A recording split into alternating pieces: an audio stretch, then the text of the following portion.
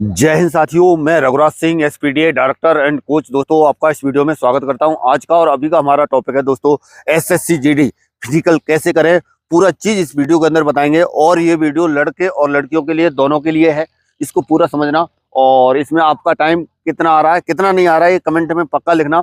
दूसरा चीज, यानी लड़कों का जो टाइम है यानी 5 किलोमीटर का, यानी आपको 24 मिनट के अंदर इसको कवर करना है। और ये इतना आसान और सरल फिजिकल नहीं है। अगर आपने इसका वर्कआउट नहीं किया, टाइम टू टाइम आपने नहीं किया ना, तो आपका ये फिजिकल नहीं निकल पाएगा। इस वजह से अभी से जो चीजें मैं बताऊंगा, कुछ एक टिप्स बताऊंगा, कुछ एक ट्रिक्स बताऊंगा, पूरा चीज इसमें मैं बताने की कोशिश करूंगा। इसलिए पूरा इस वीडियो को समझना और देखना लास्ट तक। इसमें आपको काफी जानने को मिलेगा और आपको क्या करना चाहिए, क्या रणनीति आपकी होनी चाहिए, किस तरह से आप करेंगे, तो इस चीज को समझ लेना आप।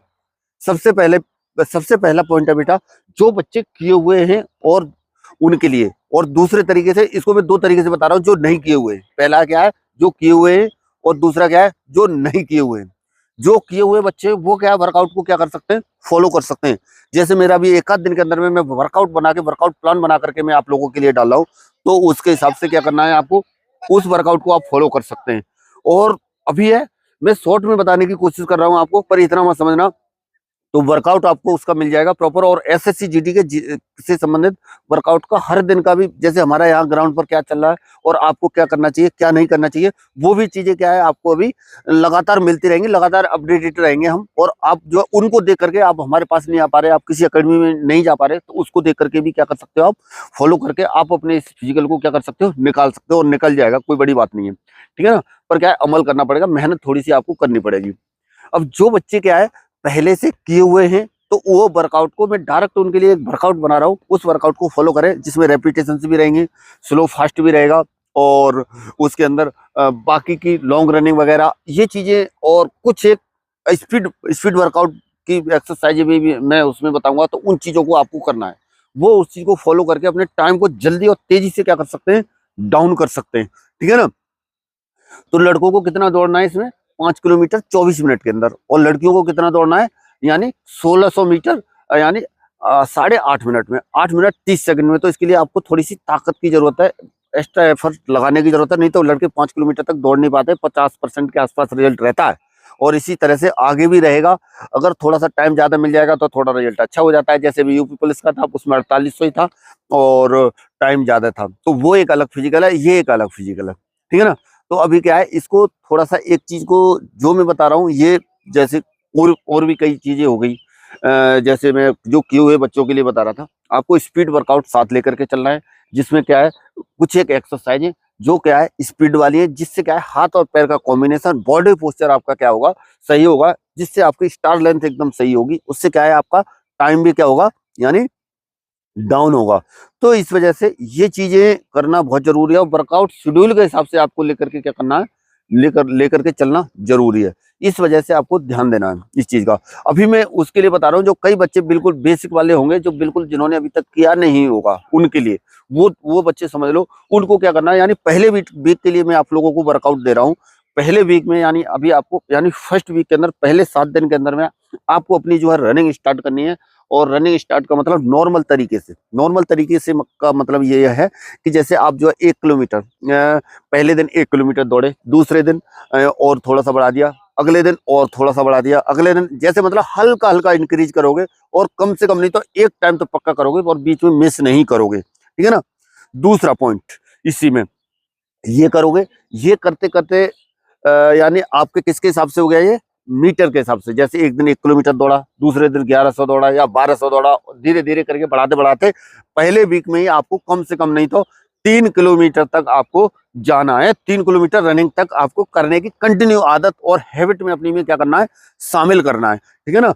उसके बाद में आपको दूसरा चीज, ठीक है, दूसरा चीज, पहले वीक ये हो गया, दूसरा चीज इसी में आपको जो है टाइम के हिसाब से दौड़ने की कोशिश करना है। कौन से टाइम के हिसाब से, टाइम के हिसाब से इस तरह से दौड़ने की कोशिश करना है कि जैसे पहले मान लीजिए आप जो मीटर वाला नहीं दौड़ पा रहे हैं, तो फिर उसके बाद में आपको टाइम के हिसाब से इस तरह से आप दौड़ेंगे।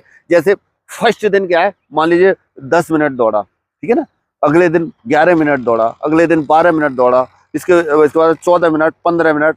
मतलब कहने का मतलब फर्स्ट वीक में 15 से 20 मिनट तक आपके अंदर आपको ये हैबिट डालनी है कि 15 से 20 मिनट तक लगातार आपको क्या करना है, कंटिन्यूएशन में क्या करना है, दौड़ना है। इस चीज का ध्यान रखना, ठीक है ना। ये तरीका हो गया।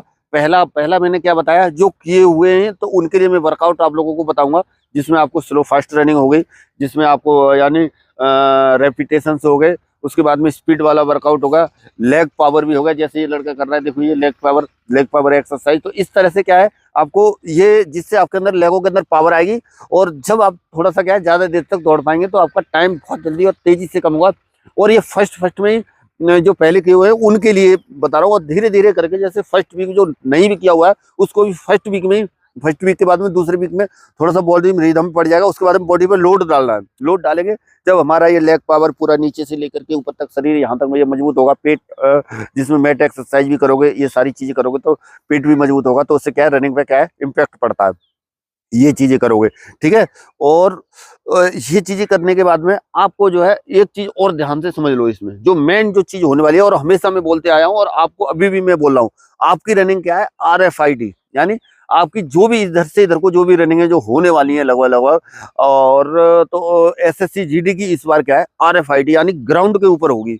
इसलिए ग्राउंड की आपको प्रैक्टिस करनी है, कहीं पर भी आपके आसपास ग्राउंड है।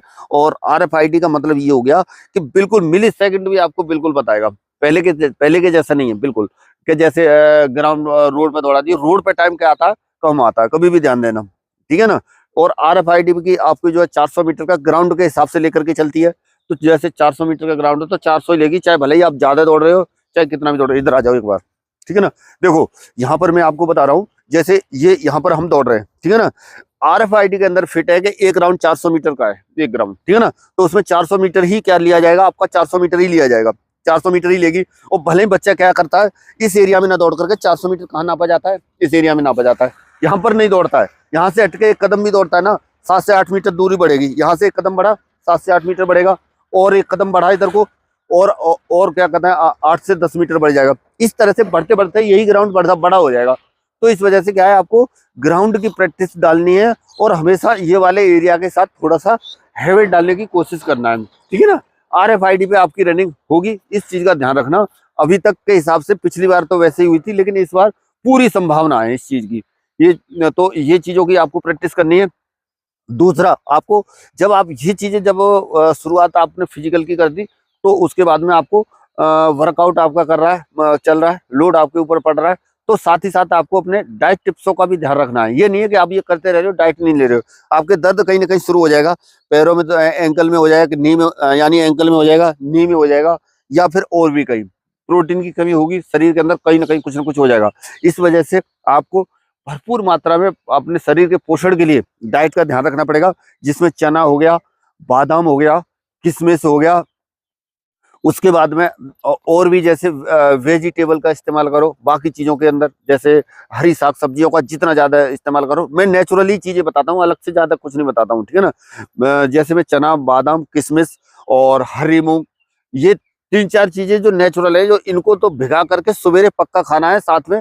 और दूध वगैरह कम से कम 1 लीटर दूध तक का, जब 5 किलोमीटर तक की रनिंग की आप तैयारी कर रहे हो, जैसे लड़कियां हैं 1600 मीटर की कर रही हैं, तो उसके हिसाब से डाइट का थोड़ा ध्यान रखना।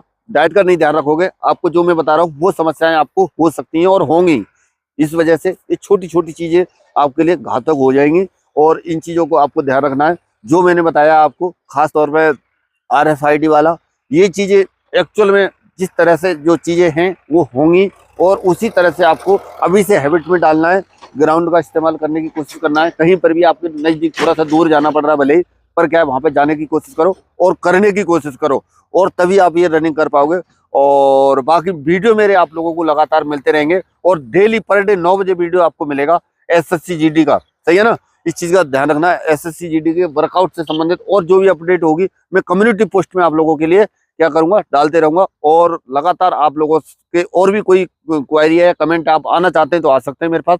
सोल्जर फिजिकल डिफेंस अकेडमी, हम एटा से हैं, और यहाँ पे रहना खाना सब कुछ है बखूबी। आप जो अच्छी तरह रहोगे, और कोई ज्यादा चार्ज नहीं है, बिल्कुल मुनासिब चार्ज है, बाकी जगहों की अपेक्षा रहना खाना बिल्कुल घर के जैसा ही मिलेगा आपको, और बिल्कुल भी लापरवाही आपको मिलेगी नहीं। फिजिकल पर आपको मेहनत करते हो तभी मेरे पास आना, अन्यथा आना मत। चलिए बच्चों, मिलेंगे नेक्स्ट वीडियो में और नई जानकारी के साथ। तब तक के लिए सभी को थैंक यू। जय हिंद, जय भारत, भारत माता की जय।